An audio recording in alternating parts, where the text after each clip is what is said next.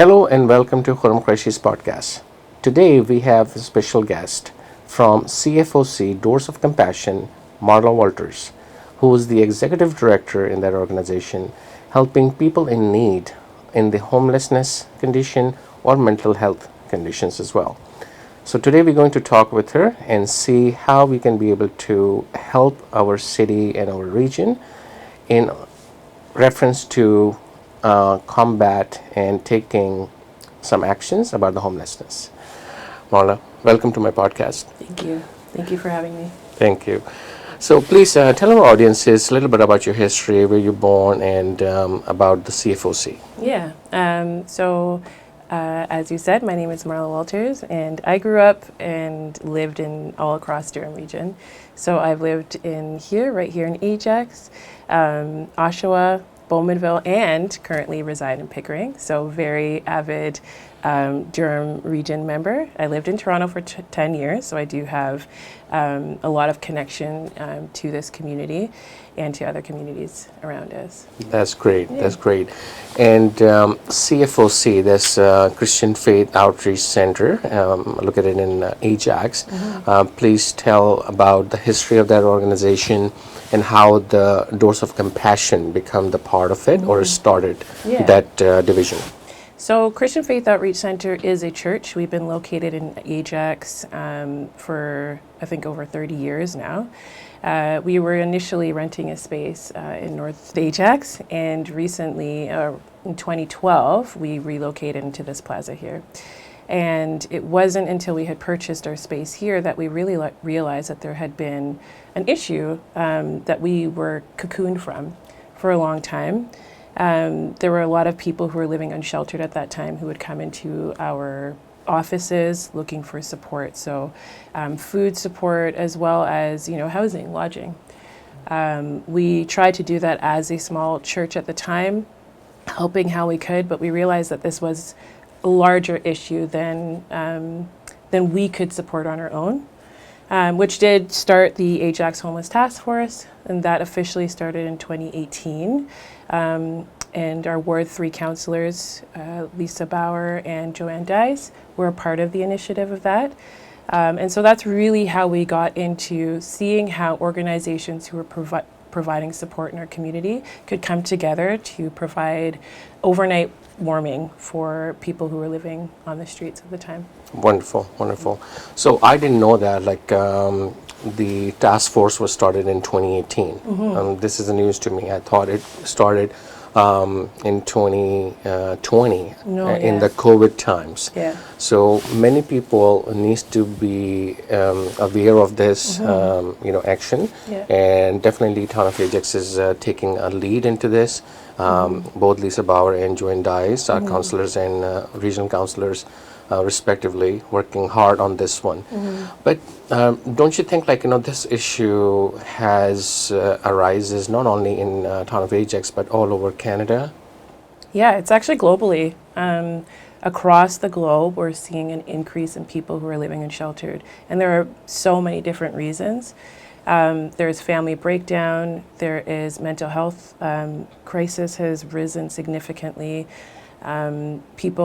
Seniors, we're seeing a lot more seniors coming into our shelters because the landscape and the affordability has significantly changed. So people are no longer able to afford the units that they once had. They're living on a fixed income. And so these are many of the things that happen that cause homelessness. And of course, we know that the longer that you stay unhoused, the more entrenched that you become and the more traumas that are involved. And so that's the cycle that we're trying to break. What are the three major reasons for people to become homeless under your observation in Ajax? Yeah, so it wouldn't even just be my observation. Studies do show that family breakdown is a big one. Financial insecurities are another one, and mental health and addictions are another reason. And when I see that region get involved in order to support those organizations, what is your take between the facilitator of the homeless people, because you are taking care of the needs directly, versus government input of the funding wise, resources wise? How's that balancing it out overall? So I will say that I think only focusing downstream is an issue. We can't only focus on providing emergency shelter. There is a continuum that needs to happen. So while we're pulling people out of the river, we need to find out why they're falling in the first place. It's a systemic issue. Often people who have traumas that are undealt with as they, even from teen, as they grow, if those aren't dealt with, they're proven that there's more chance that they will have issues, crime, mental health, and homelessness. So really dealing with the reasons why people are becoming unsheltered, family breakdowns, trying to create more support for people, really that prevention piece.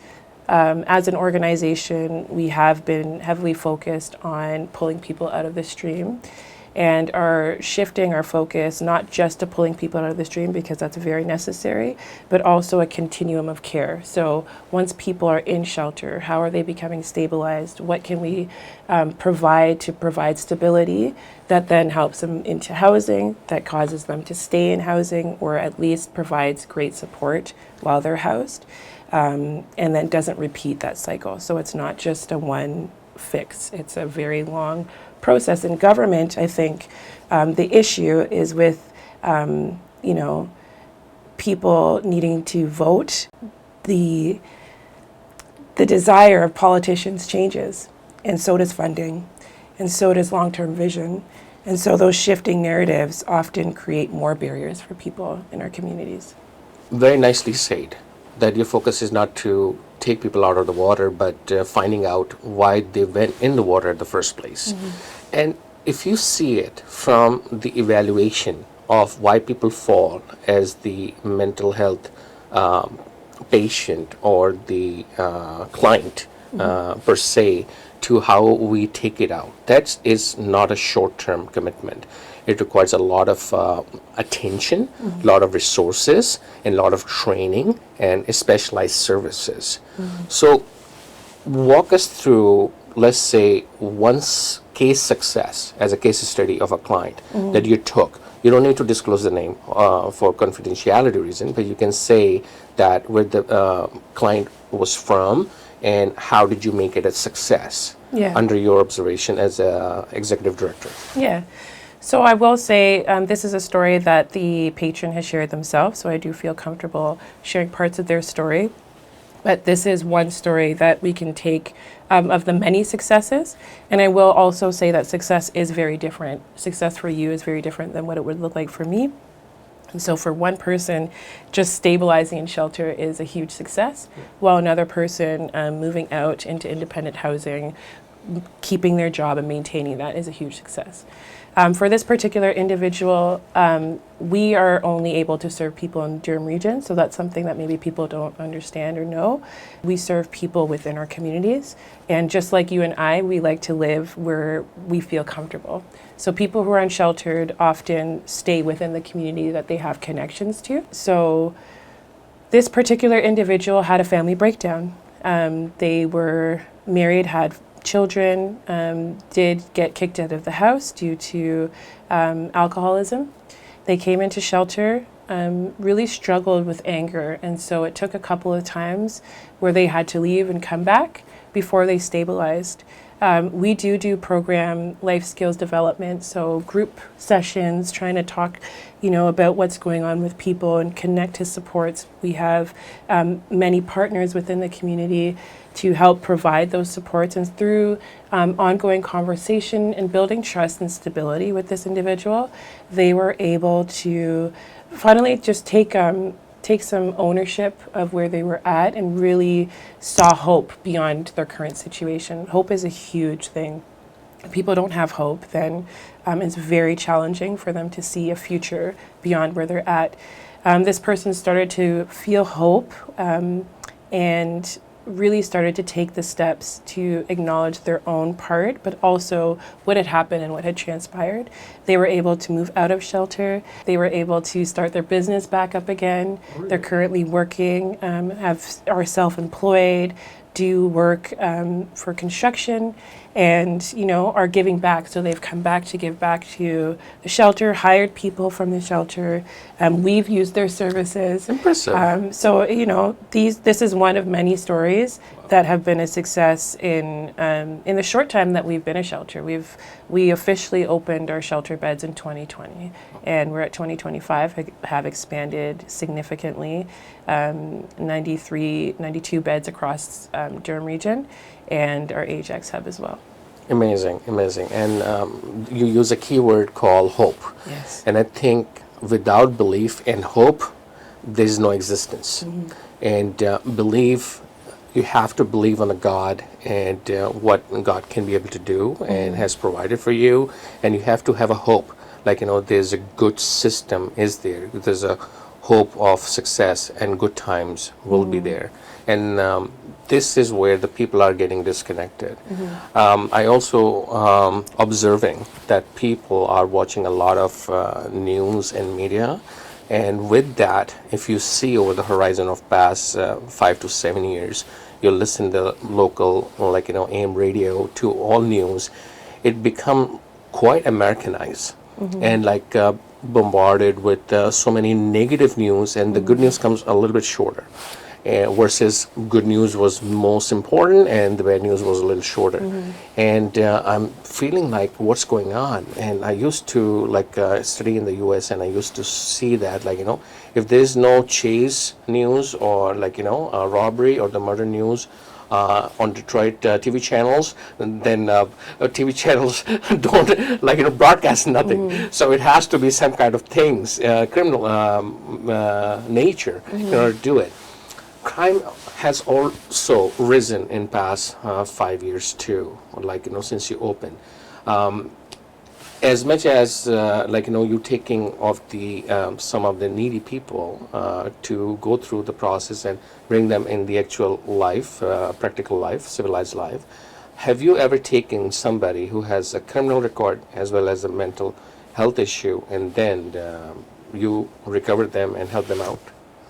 So I will say that we are only facilitators.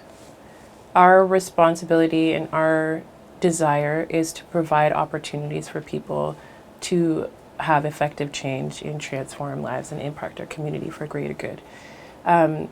We also realize that it may take several times. I often equate, you know, for anybody who has children, because they do something wrong, you're not going to kick them out every time, right? You're going to extend that opportunity, provide teaching opportunities, and hopefully create a support system that will allow them to walk with integrity and hope and truth.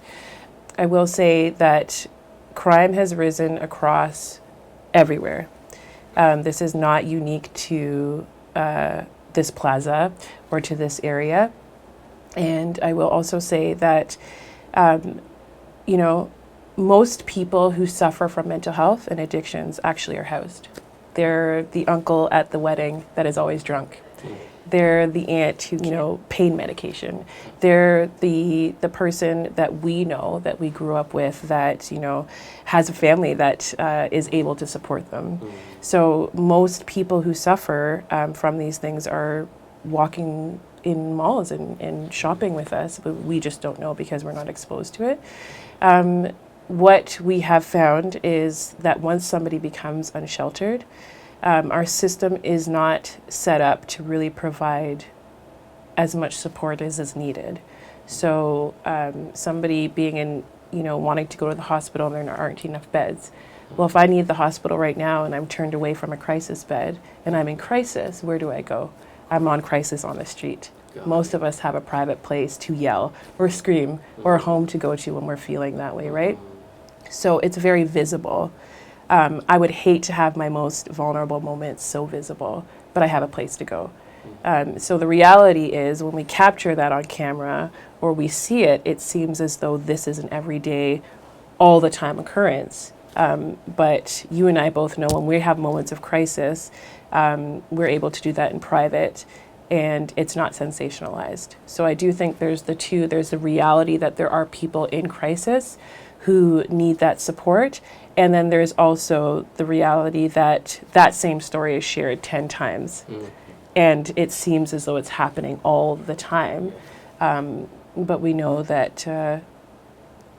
the majority of people that are being supported in our shelter are in shelter. They're doing very well. A lot of them have jobs. A lot of them are on track or working towards goals towards housing. It's the people who really don't have that safe space to be that we're seeing that are being captured. And what do you do when you live on the street? Where do you have? There's no structured support. And so government support wise, first off, very well done. You're not only a good speaker, but good doer. And your organization is doing very well for the community. Now, from the government side, what I see it, and what happens, we need to also understand how the government works, how the policy works, how the laws works as well. So in the COVID time, a lot of things happened. They were bringing the law as an emergency situation, but some of the laws and protocols stays. Like, if the pandemic happened in documented times, because the last pandemic happened was 1920s or something, but this was most recent. So government learned a lot of lessons too. And our hospital and healthcare system peaked that time. Now, recently, one of our own client went through mental health issue. Because of the financial situation too, like how he was managing the business and all that. What we realized, we tend to give him the support, but in the end, I got affected myself directly. And I noticed that I was keep getting sick very often. And I say something is not right. What is affecting? And then I did some study and I realized even you trying to help those people in need who are going through the mental stress or mental health issue. But it's not easy to cure them in a sense if you're not trained. So I tell that individual, why don't you see the doctor and go to the help. So he went to the walk-in doctor and took some medication, but none of them working. He ended up went to the hospital, not one time, 2 times, and they saw all the vitals. All the vitals are good, your health is good, breathing is good, no emergency, go home. He came home, not feeling better, just calling me like in early morning, late night, I couldn't sleep, what do I do? I say, I'm not the specialist. I wanted to help, but I don't know what to do. And then, second time he went to the hospital and didn't find any help, and they let him go too. But third time he said that it's getting enough and I just gonna hurt myself or something. So that time hospital took him in and they saw they let him go in 2 visits, and then they declared him as a mental health patient and it needs to take care of him. So what do we do in this situation where the person feels that he got nowhere to go? Should he go or she go to the hospital for the assessment, or where do they go to get the assessment? Who's there to listen? That is a very, very big question. And I think people don't realize how difficult it is to get support. And I don't think it's because, people just don't care. I don't necessarily believe that it's because our government as a whole doesn't care. It's just the way that the system is built. If you are unable to advocate for yourself, you will get lost in the system. You will end up spiraling, and you will end up as we see people in our shelters or living on the street. That's just the reality. And unless you have people who are really able to advocate and support resources and the time to support, for people to support you, it is a long process. You can't just go because, mental health, even the medications, there are side effects, and you have to maybe try a couple of different ones to see which one works. And it could be a lifestyle change that needs to happen. So all of these things take time. And if you're already so far gone before you've reached out for support, it can almost happen, I won't say too late, but in the height of crisis, and that's when the hospital comes into play. My suggestion would be, if you're catching it early, is to really try and advocate and strongly and understand what language needs to be used. Don't be afraid to say, I do have thoughts of self-harm. I do believe that I will harm myself or somebody else, because it needs to be taken seriously. We cannot be cute about what's happening with our mental health. We have to be very vocal. I also believe that there are trainings for family members and just people in community that can spot signs, that can help us to be trained to see them and really take action and be bold. We have to ask direct questions to people, and be willing to walk alongside them, as hard as that is. And I do agree that there are times where it's like, this is beyond me. I don't have the support, and really more of us understanding that hopefully will help us to come together to really advocate for changes in law. Somebody should not be so far to the point of self-harm or harming somebody else before they'll be taken seriously, and that's the reality. Very, very good statement that you've given, Marla, and I totally support you.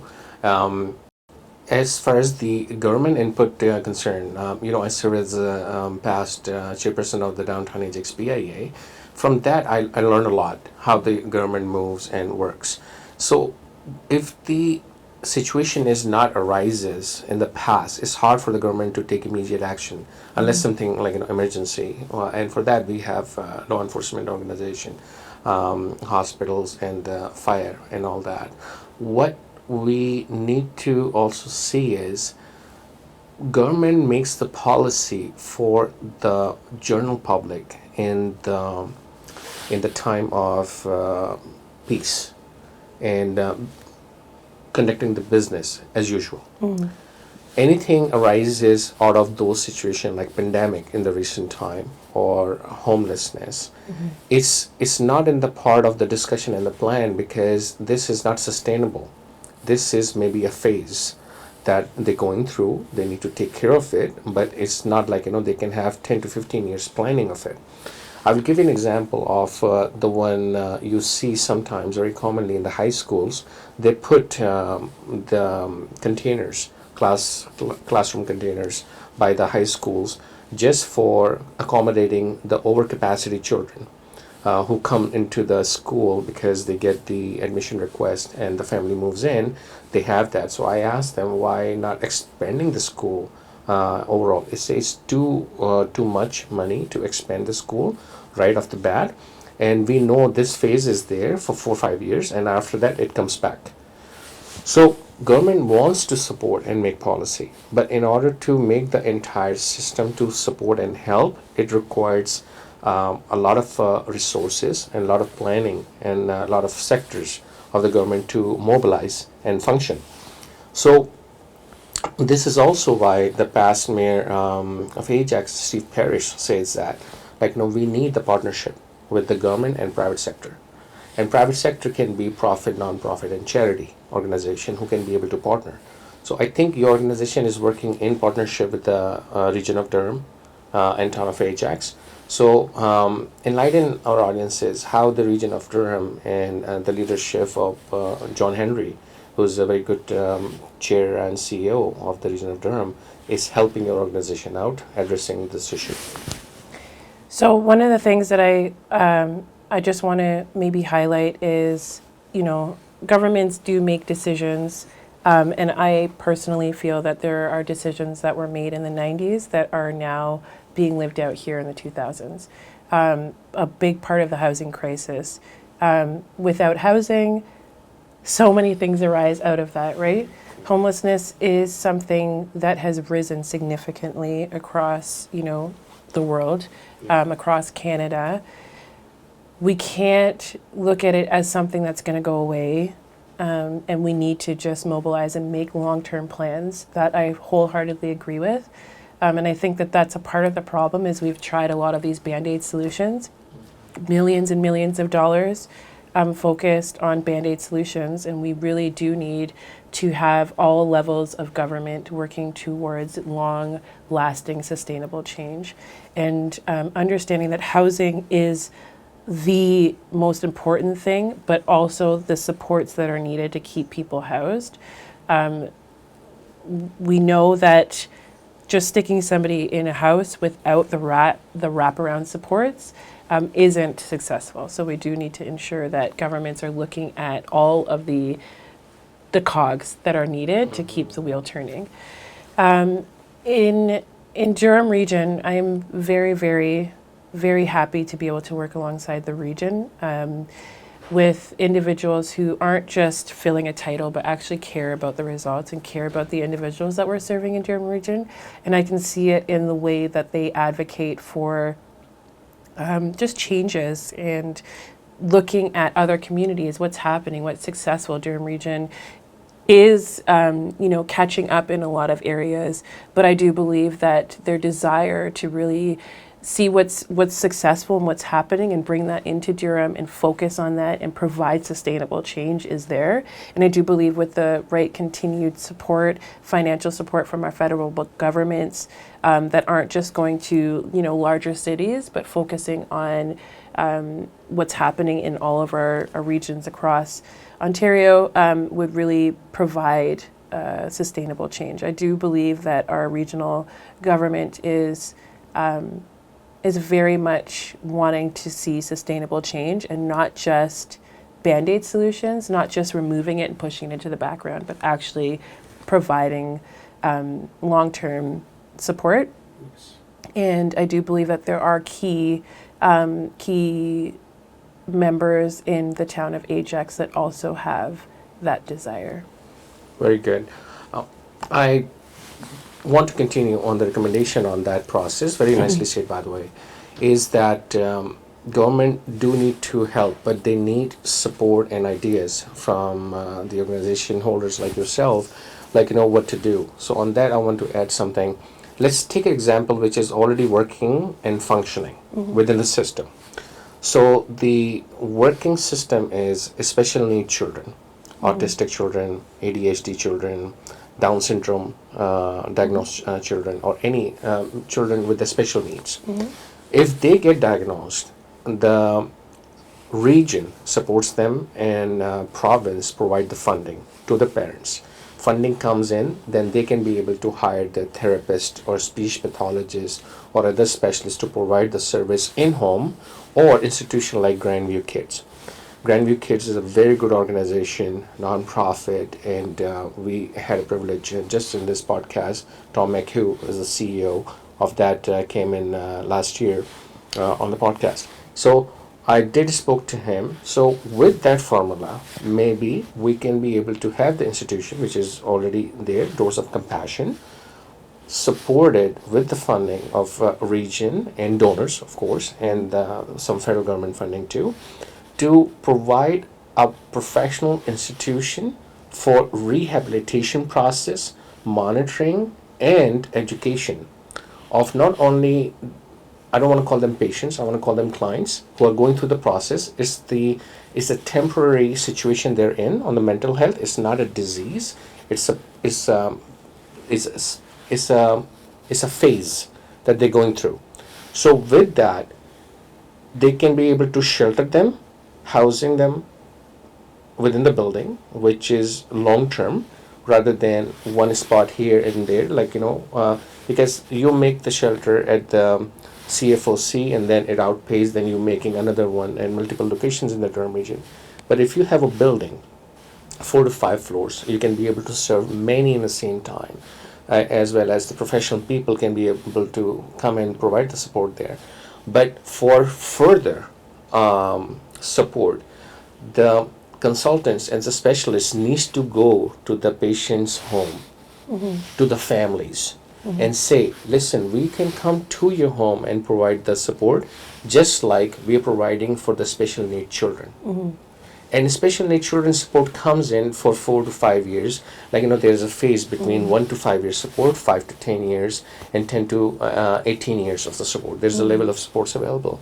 Through that, you think that it can be able to have a solution once and for all, that institution is there for you, government is supporting there, and then we strengthen that institution with a consultant and professionals to structure it properly. And then when the institutes say, because the region of Durham are involved directly in funding planning, supporting to the parents and advising them, and through their approval and speech pathologists and other child specialists, they get the funding approved from province, and through this they can be able to utilize that funding. Who? Parents do. But in your case, institute can be able to receive the funding and they can allocate it to the specialist or homeowners or guardian or children of the seniors and whatnot who are on the file. So what do you think on that idea, if that can be able to help? I think that having more space where service providers can come and support people until they transition into housing is absolutely what's needed and what we're currently looking for. We understand that location, right? And the need is far greater than the capacity that we have in our current location. We are actively and constantly looking for a space where we can have all of those things, like what you said. One thing I will say is, it would be great to have this continuum. It is a continuum of support. It is, pulling people out of the river, really walking alongside them, getting the supports that are needed, stabilization, then moving into housing, having those supports in the house, just like what you had said. That's a part of our continuum of care. That's a part of our patron mapping, we call it. So how do they, when they come into Doors of Compassion, what is their journey and what is the goal? I will say that for some, mental health is not just a temporary thing. It's something that a lot of people live with for the rest of their lives, and they do require ongoing support. But some people are able to manage it independently through medication and or other ways of dealing with it. And we need more supportive housing. The reality is, just like we have, organizations that support adults who live with special needs, because of family inability and or loss of family, because as people get older, parents get older, they're unable to do that. We need supportive housing for people who need supportive housing.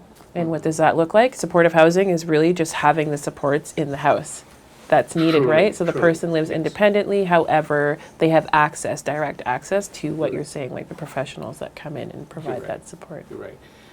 Speaking of the housing, on that I do have a suggestion, create the housing section by section, unit by unit, either fully detached or semi-detached. Is very costly. It's not cost effective. But having a building, if you see it, the buildings are a good structure to serve masses in the shortest amount of time of the servicing. So, for example, if we focus on 15-unit building, which has 150, apartments or units to stay, we can dedicate some floors for residential, for the clients for the needs, because we need to provide them housing. We can dedicate 2 floors for staffing, because some of the staff needs to be pulled in on demand, and it's hard for them to travel and come over. We can dedicate 2 floors maybe for gardening and having the cool space, because of the extreme weather in Canada. We don't have green space available all the time. Walking space, dog walking space, and all that. And with that, we can have a couple of floors maybe available for offices and commercial use on a very economical rents. So they can be able to come in and utilize those spacing too, which can bring some income to support the building and maintenance cost. We need to understand overall how the system works, because you make the building, but the building have the sustainable costs, operational costs, maintenance costs, and all that. And then all of the people needs to be able to work. Elevator itself breaks down.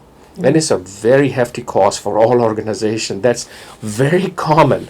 So how do you get paid for that, and government is going to say we're providing you a space, we can take the land, we can give you the spacing, but you need to pay taxes, A, and electricity, B, and so certain bills are you going to be able to pay. So maybe those two or couple of floors of the commercial space can be able to sustain, and to have the business sense, we can have a separate entrance completely and the parking for commercial spacing. So they can come separate and go separate, maybe from the behind the building. Front of the building, accommodate for all patients and the regular care staff, including easy access of emergency ambulance and stretcher to fit into the elevator and all that. So elevator sizing needs to be different too. So we need to have a plan for that. And building 15 to 20 floor building is a very good structure in my advice, because 12 to 15 floor you can be able to climb up in case of emergency or the fire and all that, and have spacious spacing with the well lit, actually the glass door staircases. So it's always well lit and not misused, for people who go on the staircase and cry there and take, do substance use and all that. So with that idea, you think is something that I can create as a proposal and go through with you, and we can present it to the region and say, why don't you consider allocating the space, and then building can be made and the fund can be raised for that.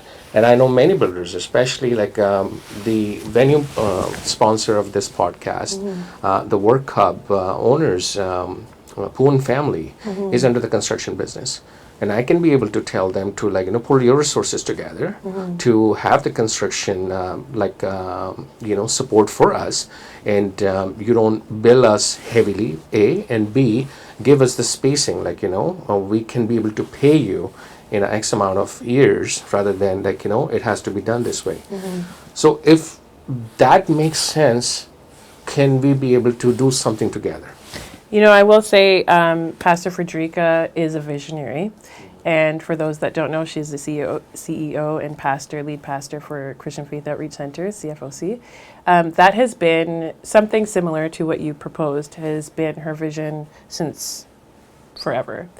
She's always advocating. Anybody who knows her knows she's advocating for sustainable change. Don't just look at what's happening right now. Yes. Plan.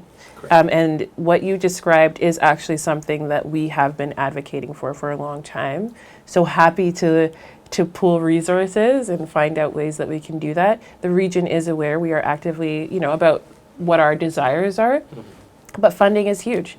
If we don't have the support of the provincial and federal governments, it's very limited. I will say, without saying where, but it's a very popular place that the region is very much putting in resources and advocating for support to retrofit that building to be able to provide a lot of those supports where there are gaps in our community. So I know that is something that, supportive housing and palliative care is a huge thing, different transitional units and victims of violence. So I know that there are, models of that being developed in Durham region. However, one building isn't enough. Doors of Compassion is actively and always seeking for a new space, for a space that can accommodate the different levels of support that are needed, because as you alluded to, it's not a one solution for everybody, right?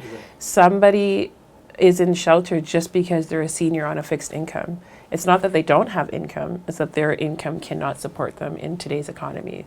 So having, affordable units that people can still pay, that will offset the cost or some of the costs, along with government support to be able to provide, or, there isn't a lack of money in the world. We just need the people who have the heart and the desire to provide that support. So I will put a little plug in there. There are a lot of very wealthy individuals. So if they would like, they can help, partner along and support our community. I just think the reality is that this is our community, and there are people who need support. And if it's not for a lack of resources, it's for a lack of people who really care. I won't say care, but a lack of the funding. So people who have the resources, who are willing to invest in this area. Very nicely said. Good.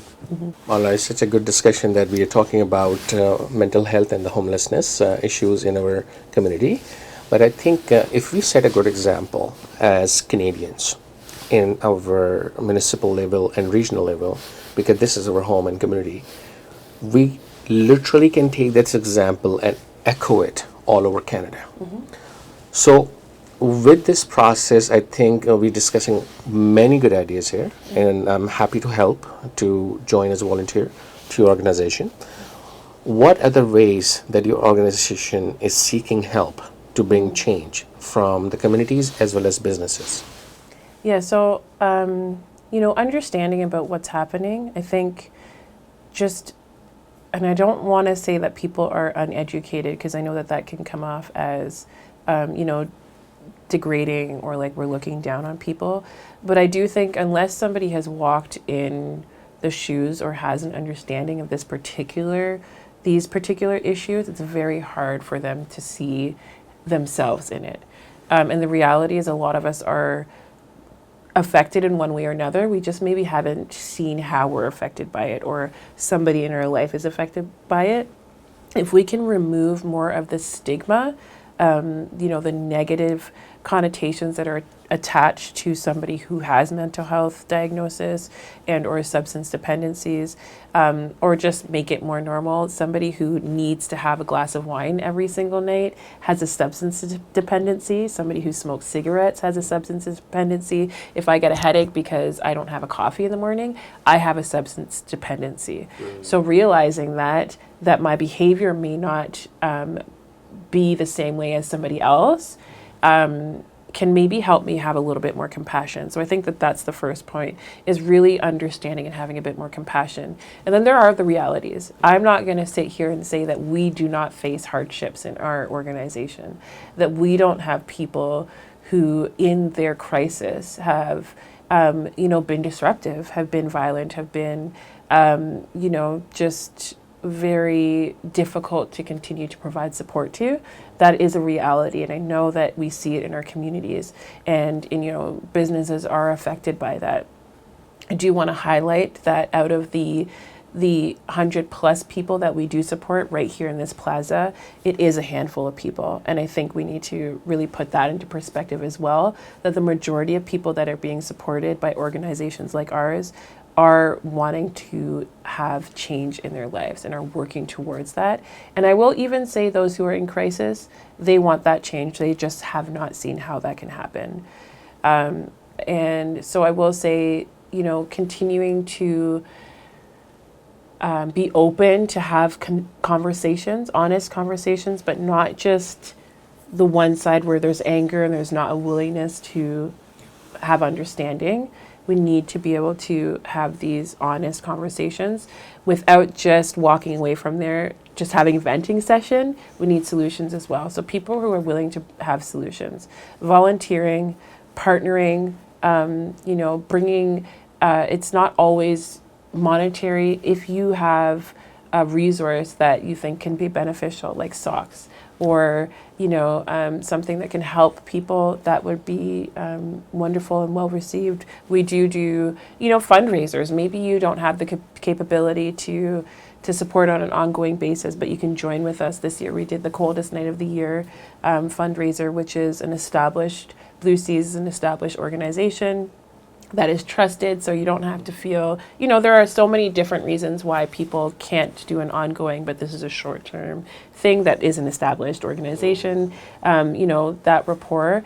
And I think leaning into more understanding that my story is not going to be your story, but that I can still have empathy for where you're at. And the reality is that we're not as disconnected as we think we are.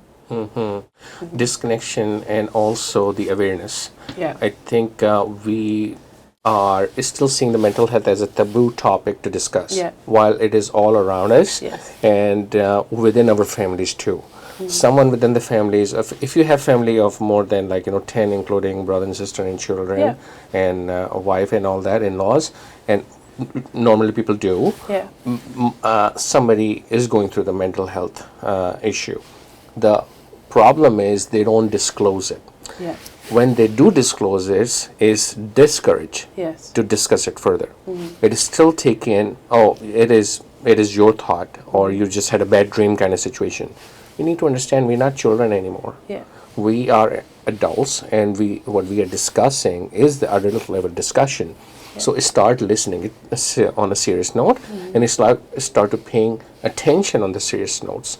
But what happened is just like you can be able to nurture, raise your own children, but when they go through the mental health issue on the early age due to autism, they're not going to take education from you. The problem is you tell them to sit down and all that, they're going to start crying and all that, and it's hard. But they will listen to the therapist who is trained to keep them focused on what to study, and don't divert their brain outside of their thought process as far as the autism concerned, and bring them back to the agenda and paper what to do. So we need to create more awareness and open houses. Yeah. I would love to offer my support to Dose of Compassion, and anytime that you're planning a campaign, you can freely ask introduction video, so we can be happy to make a quick video. Awesome. Right in your training rooms you can bring the camera, you let me know, and you can be able to record a session, and we can nicely edit it, that piece. I do have a good followers on my business network on LinkedIn as well as YouTube, and you happy to share that video as an introductory part, because people don't read 200 words email or the ad, but they're happy to see a 1 or 2 minute video. Yeah. So with that, we can bring program quarterly, and that way people can be able to get the message.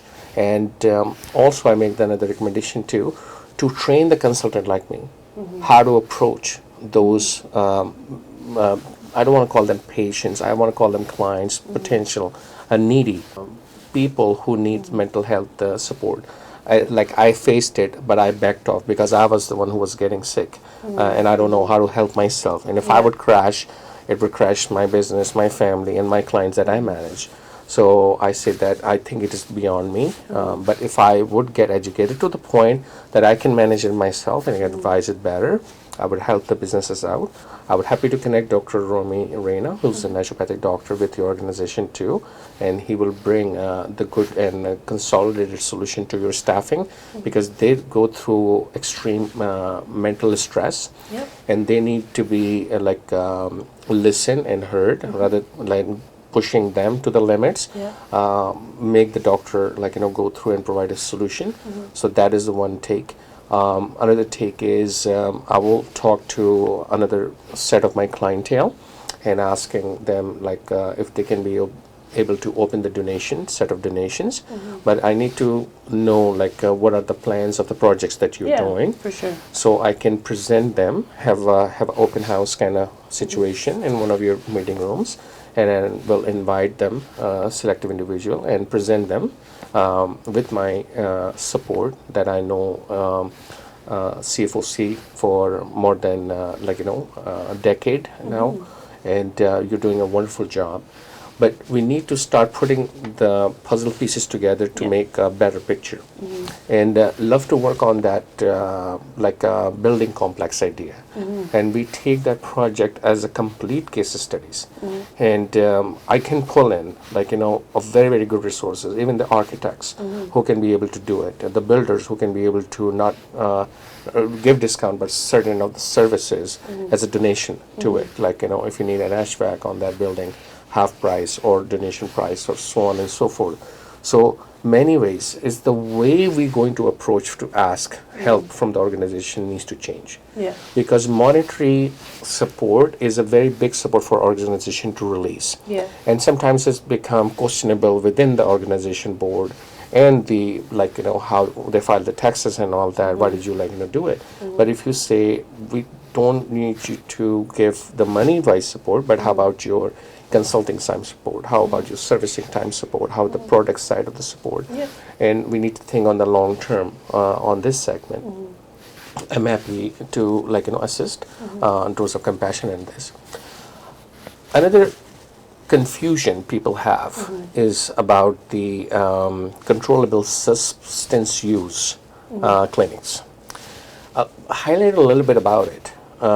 If the person is on opioid or taking substance already, is the government already encouraging them to take more in order to sustain, or do you provide controlled substance sites in Durham region? So I'm glad you asked that, because there is no safe use consumption site in Durham region. And as we know, the provincial government has made steps to shut down a lot of these facilities across the province. We are low barrier in our services, so we support and provide support to people from all walks of life, and that does include individuals who are active in addictions. We do not have any facilities, and we do not encourage nor support people using on-site. It's illegal, and it's not something that we advocate for.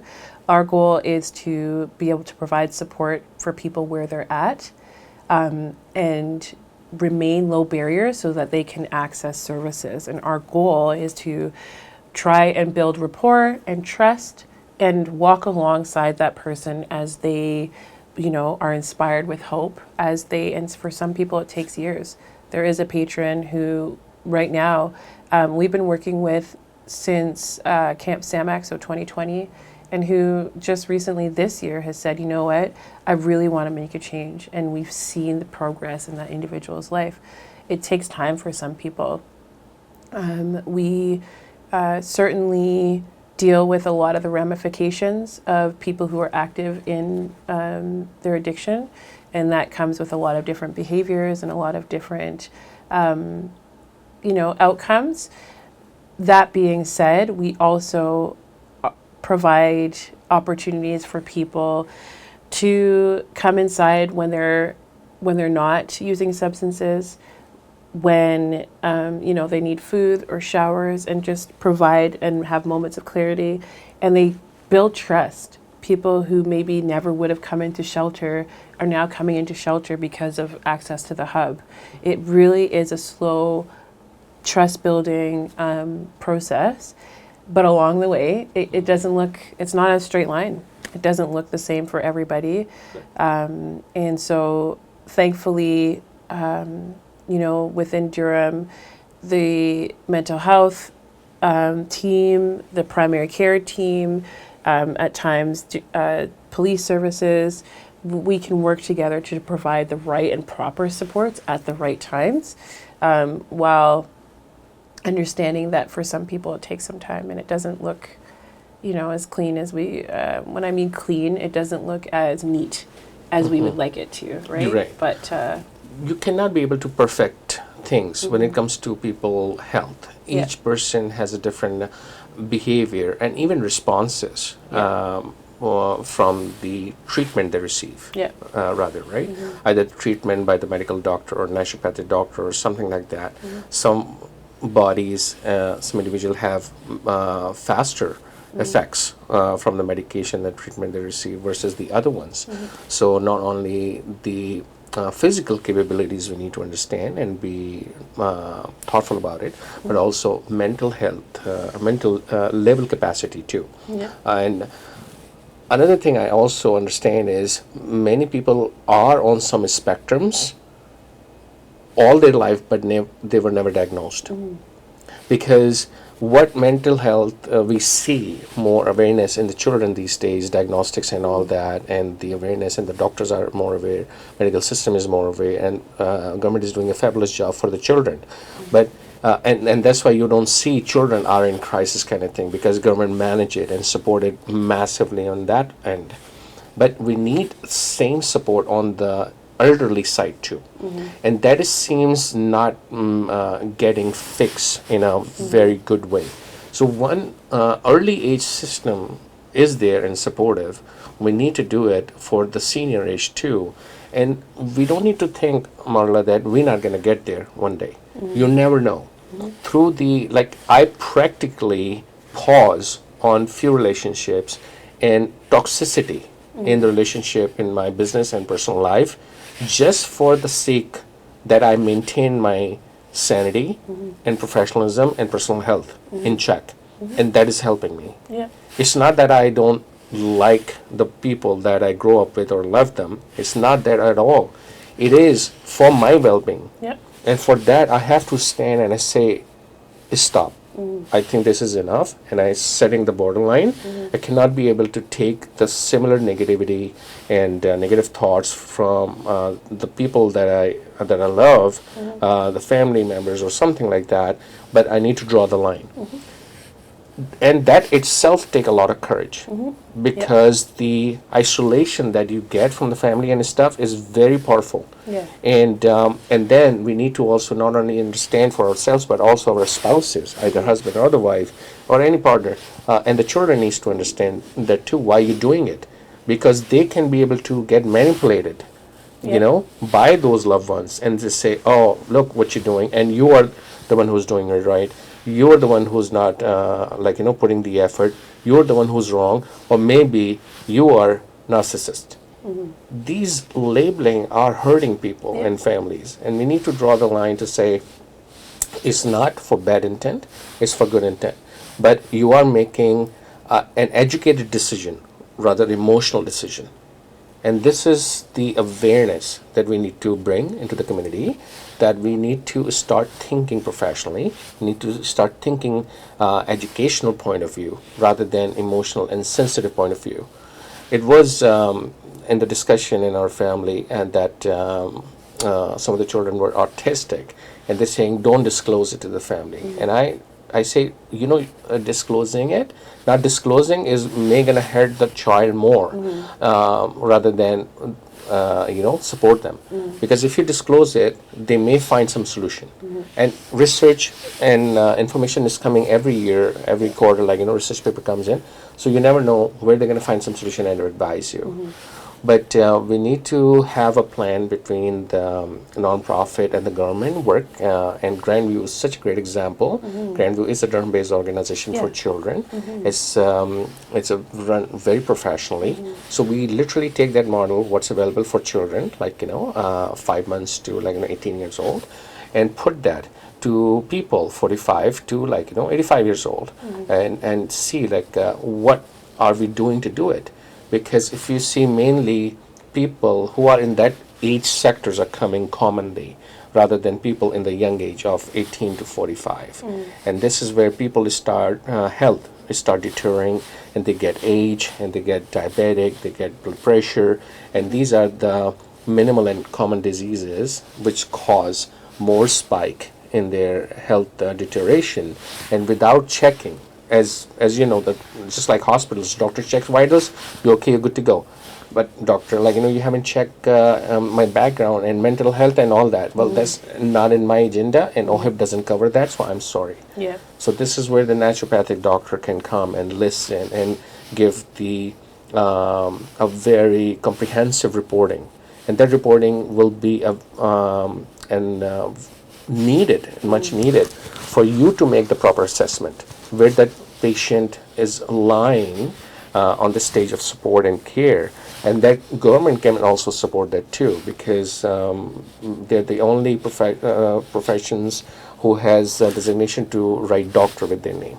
So they are professional doctors. So definitely I'm willing to help, and I'm willing to open up the channels wherever the organization need. Thank you.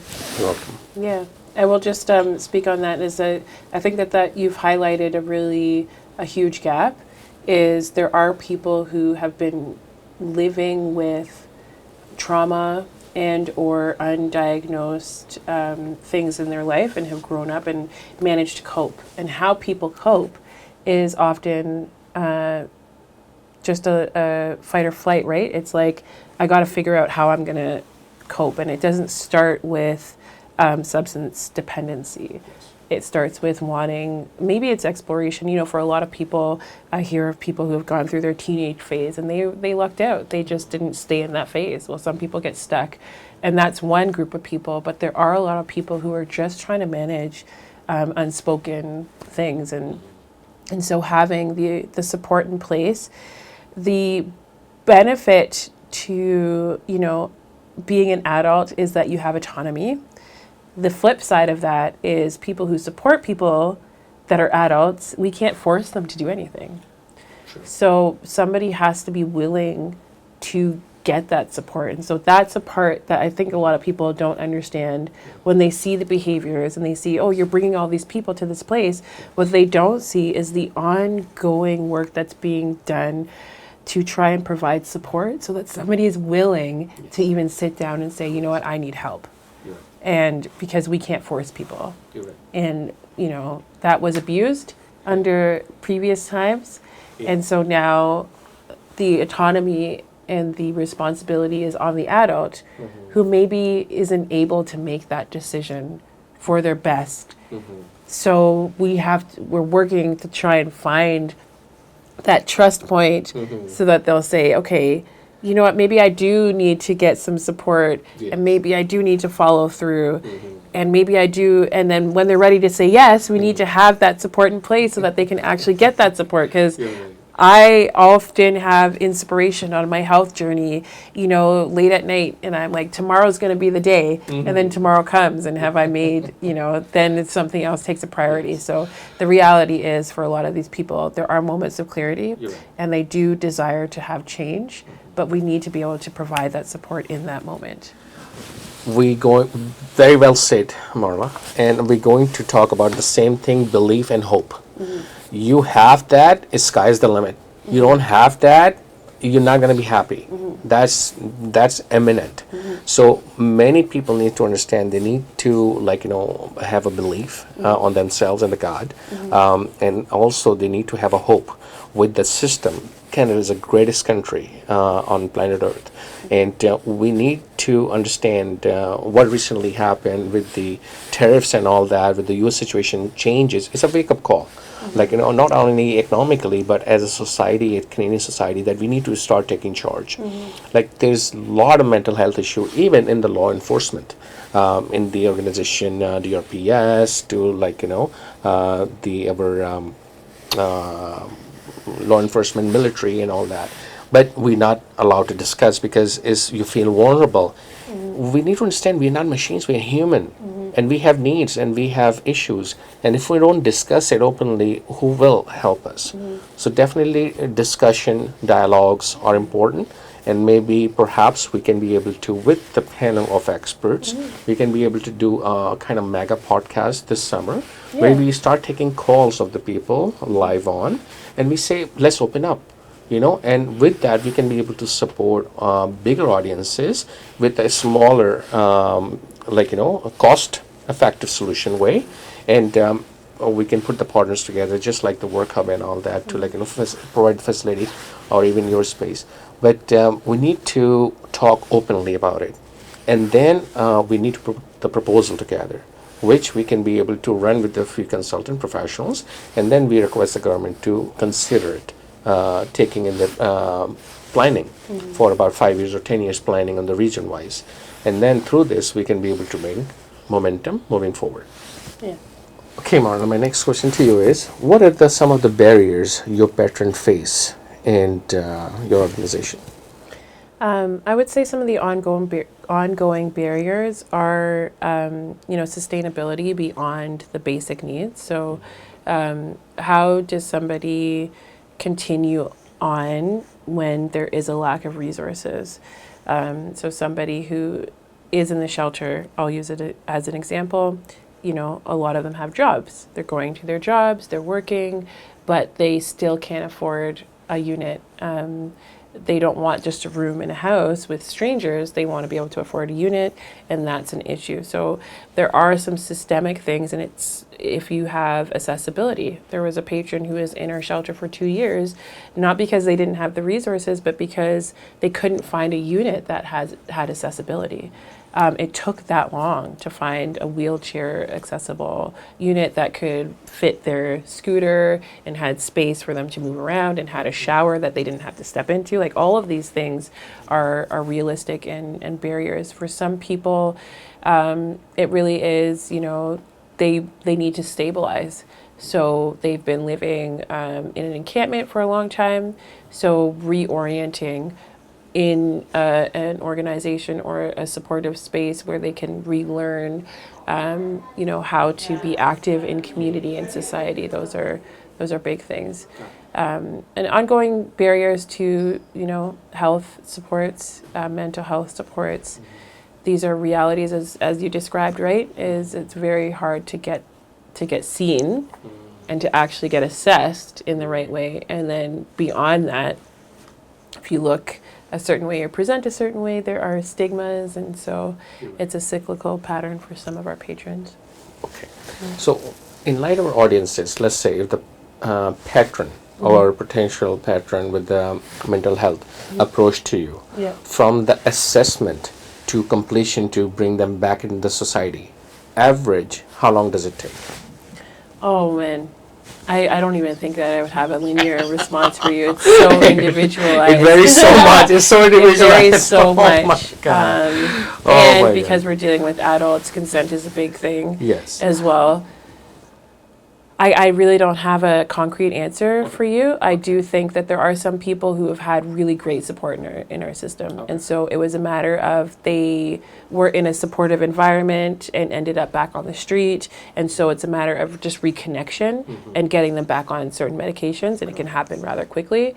For some people, it is a whole, we're starting from the ground.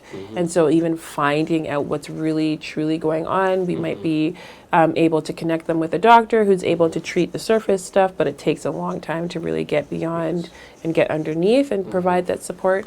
And for some people, it really is, maybe it's a tweak in the medication that they're already on. Maybe they were on a medication and they're consistent, and so they think that everything is fine, but we're noticing things, so we can maybe say, okay, let's try and get reassessed.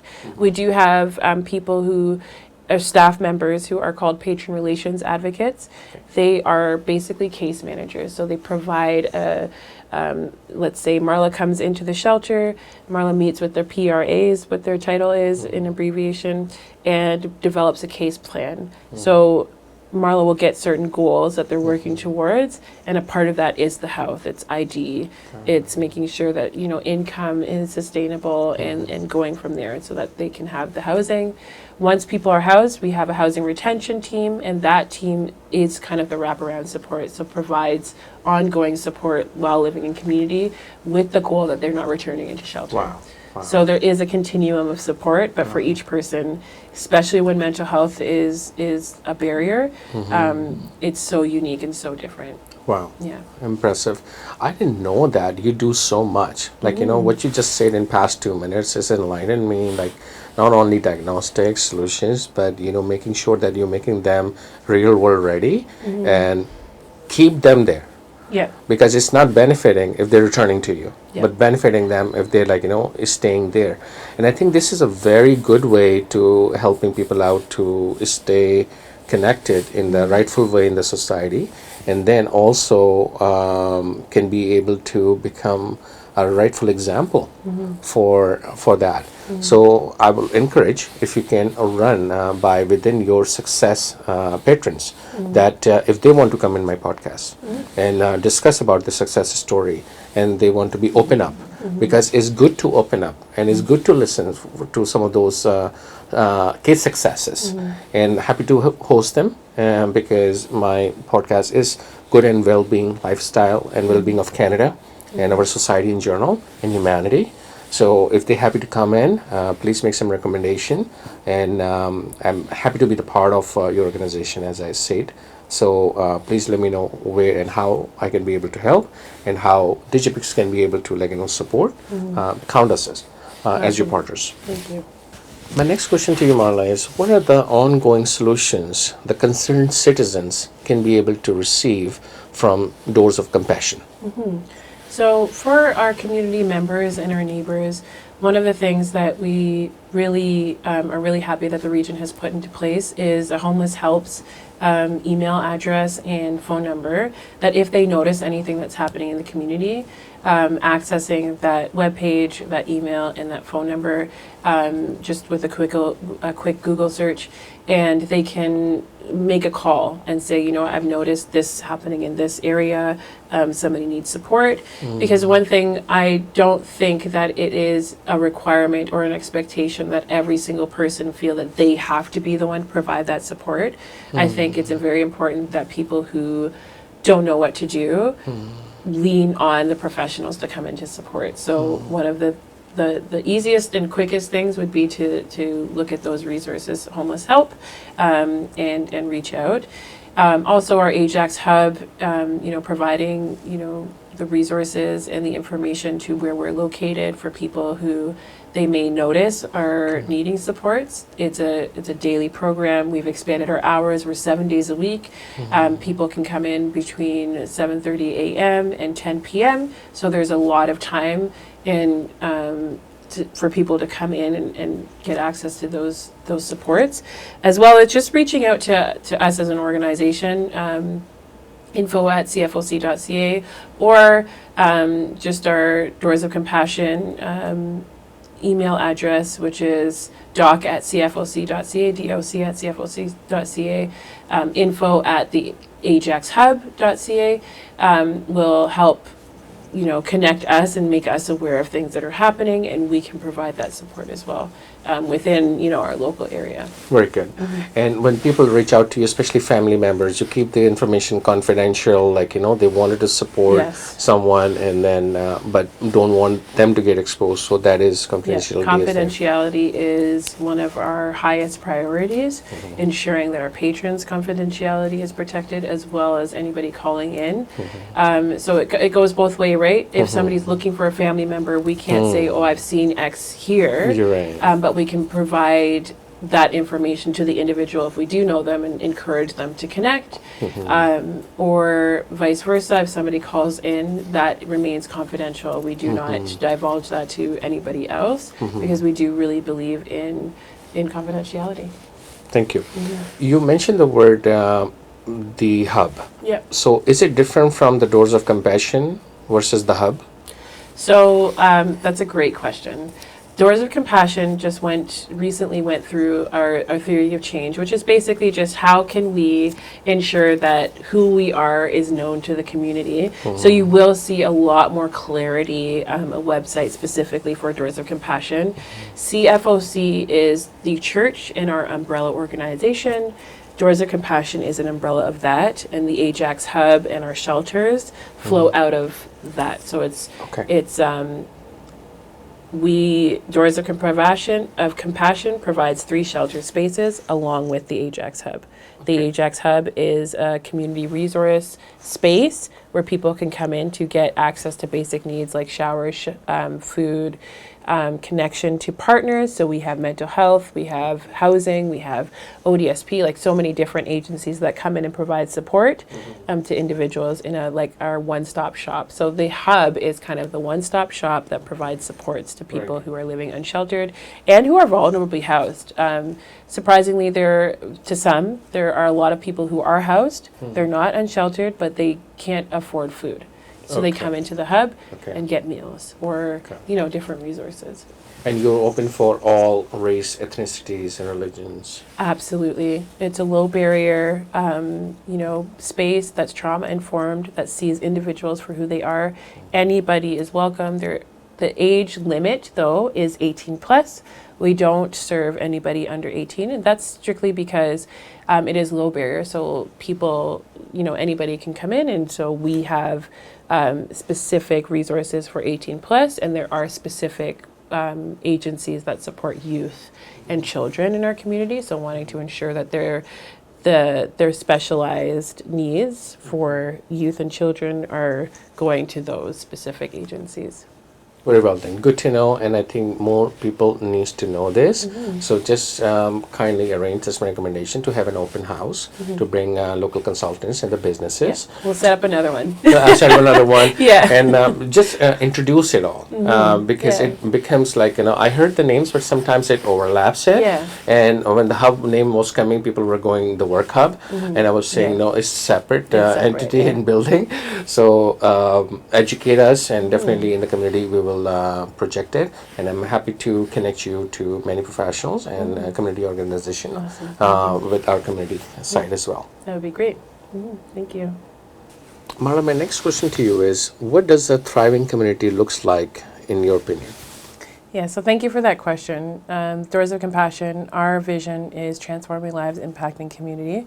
And so a big part of our vision and our mandate is looking at community as a whole, not just piecemeal, not just, as a Christian organization, just taking care of our own, but what does it look like for everybody? And so a thriving community, I believe, is one that really does take care of everybody within that community. From the most impoverished person to the richest person, that everybody is able to show up authentically, to be seen, and to have a space in that community that is welcoming and inclusive to them, but also that brings us together, that we're not so siloed, that we're not so, I'm just looking after myself and not caring about the other person, and that we have more understanding, because I think that limits fear. I think that reduces a lot of the barriers that we see, whether it be through racial divides or religious divides or being unsheltered and not unsheltered. I think these are all things that when understanding takes place, there's less fear. And then we're thriving because we're looking out for each other. John on the corner isn't that threat. John on the corner is somebody that we're working together as a community to try and support. As well as the richest in our community are not pushed off and thought of as, selfish. But we're looking at everybody together and bringing everybody to the next level. Very nice. I think I couldn't say that even better. So everybody needs to be thriving together. Yeah. And speaking of the one word, poorest to riches, I think each sector of the human, I say, have problem. Yeah. We cannot say that riches don't have a problem. They have a different set of problems, and their stress level and losses are much higher. So definitely it is right that all level of the community members needs to live in peace and harmony, and mental health is a big discussion, and I'm glad to know, Doors of Compassion and the Hub is available organizations to take advantage of, and you're approachable, available, and running very professionally. So definitely I would recommend my community members as well as family members to approach you just to get the even evaluation, how they're doing it. And I think once in a while, once in every 5 years, I say, we need to have a mental health check. Yearly medical checkup is happening over the age of 40 is recommended by the MDs and OHIP as well. But what about the mental health check? We need to check that as well. How you doing? How's everything going and all that? And with the rise of electronic devices and the media, our children are putting more trust onto online rather than in-person contacts. And just last year, I was telling my niece about myself, and I was sitting, and within 5 seconds of my introduction, she was asking, what do you do? She interrupted me. She said, okay, stop. I'm going to Google you. I said, I'm standing right there. Yeah, let me Google you and read there, and you confirm it is true. I say, okay, just do it. And she Googled it, and she was reading my LinkedIn profile, my website about, and then she said, yeah, so now you're doing it correctly. So we need to also cater to the future generation too, that publishing this content is not for fun or the views or kind of thing. It's for the new generation attraction and solutions, so algorithms can be able to listen and bring this forward to those in needs, as well as the new AI agents can be able to listen from this and get educated to provide more help to the people who search for the solution with the AI tools like GPT. Just 2 years ago, I took one of the co-op students from the Durham College, and he was under the spectrum. The student didn't show any sign of problems, but he was a little bit challenging for me to deal with. So GPT came in about the same time, in 23. And I say, to him, why don't you try out few of the prompts to get the idea from the GPT? And he started working on it, and he becomes quiet. And I check on him after an hour, everything is going okay. He say, yes, everything is going okay. And then after an hour, he say, he's extremely happy. I say, well, I didn't do anything, so what makes you happy? He said, this AI prompting and is really good. Next 2 days after, he was so happy. He said that I not only am liking AI, this is talking back to me. Nobody talks to me. I don't have any friends. And a week after, he said that I'm in love with the AI. At that point, I started to get worried. And I told him, okay, so me and my brother have a little session with him, just as a journal counsel, to advise him, okay, listen, you are talking to a machine, and machine is talking back. But nonetheless, it's still a machine.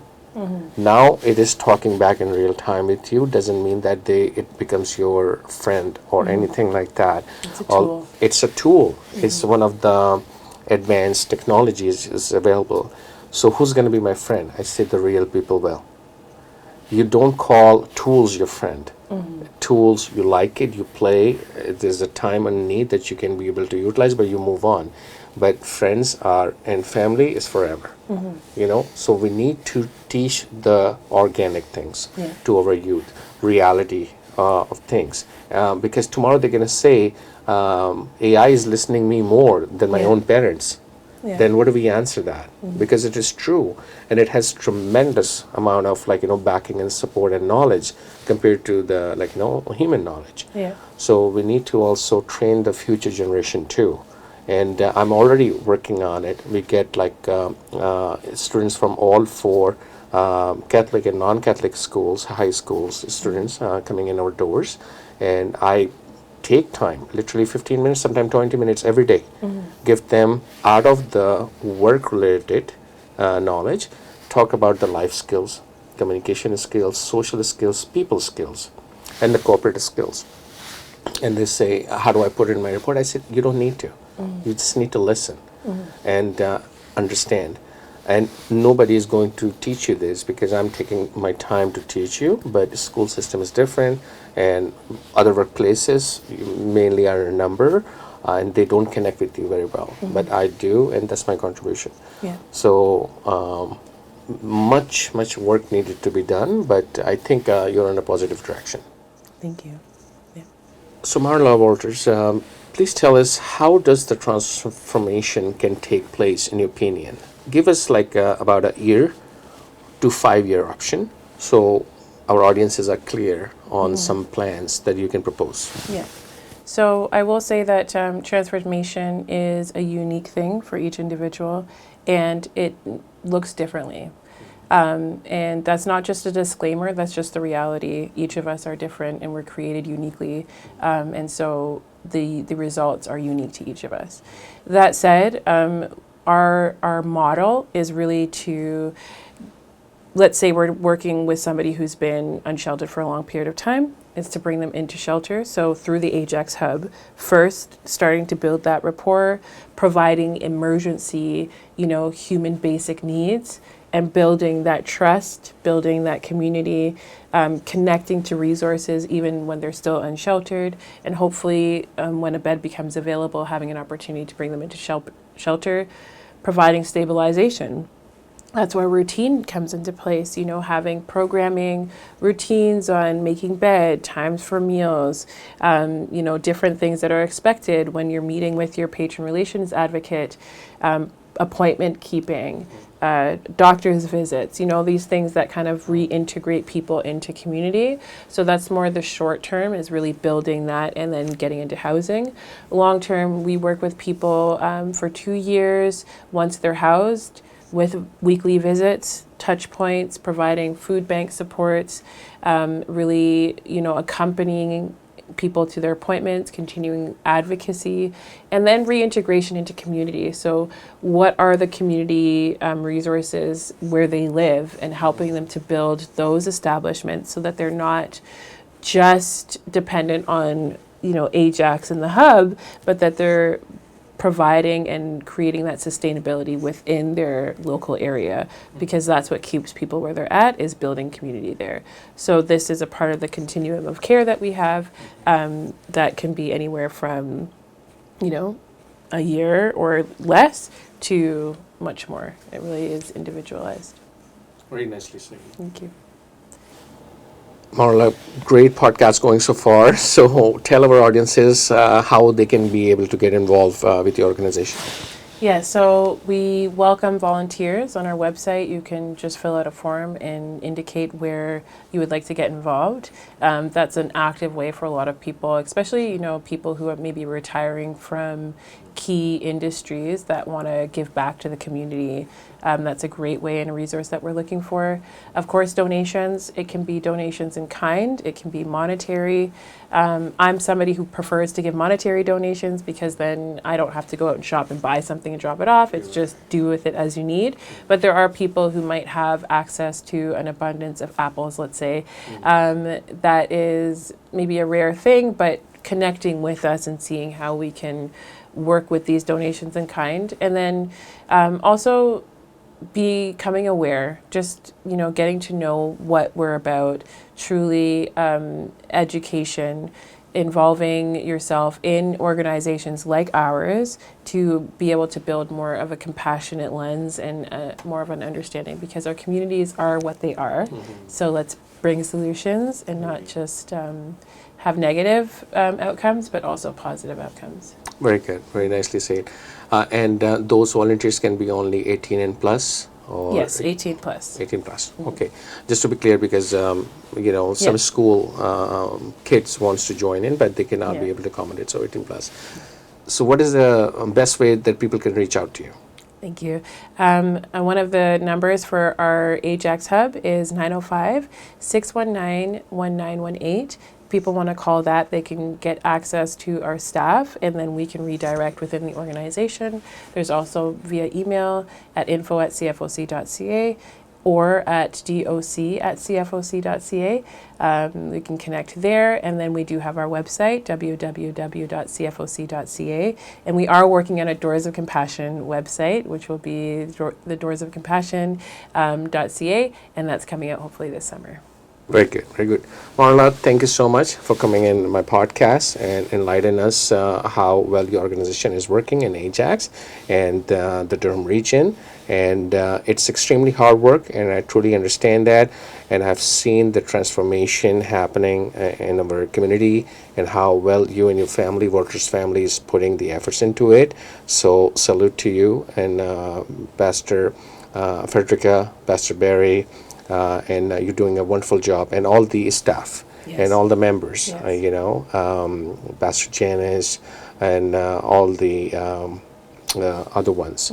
I don't know the names of all, but I see them all in our office lobby. But thank you very much for that. Thank you. And count me in, and happy to help, and look forward to working with you in the future. Thank you, and thank you for acknowledging the staff, because we wouldn't be able to do it without all of their hard work, and it is hard work, but they're wonderful and great to work with, so thank you. Thank you. Yeah. So, ladies and gentlemen, that's the conclusion of our podcast today. If you like to join our podcast, please don't hesitate and call or email us. Our phone number is 289-275-2147, and email is contact@digipixinc.com. And I'm also grateful and thankful to the venue of this podcast, the Work Hub, who provided this space. They have co-office working space as well as conference rooms and offices available for daily rentals to long-term rentals. Please check them out at theworkhub.ca. Thank you very much again.